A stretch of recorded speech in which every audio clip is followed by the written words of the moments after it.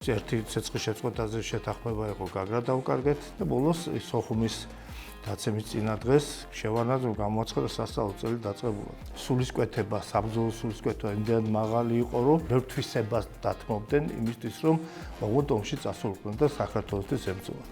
საქართველოში მაშინ სამხედრო ფორმირების შეიძლება არ წაიყვეს, რომ არ ჩართულიყო რუსეთი, რა თქმა უნდა. შევარდნაძის ხელისუფლების შემდეგ, როდესაც ჩვენი თავდაცვის ძალების შეიარაღებაში ისე მოხდა, რომ ყველაზე ცნობილი იარაღი ლაგატკა იყო. მე შეიარაღებულ ძალებთან წასული ვიყავი.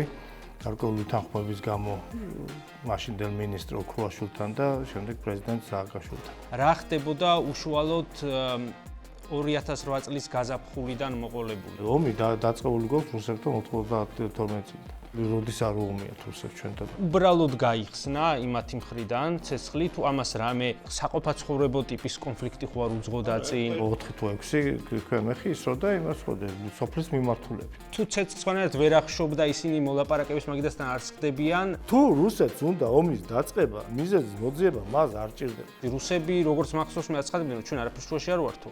ვერც ჩვენ ვეღარ ვაკონტროლებთო ამათო. ნებისმიერი დიპლომატია შეიარაღებული ძალების გარეშე არის არაფერი. ჯარისკაცის ყურს როგორ ხდება ეს აბაუმი გინდათ რიტორიკა?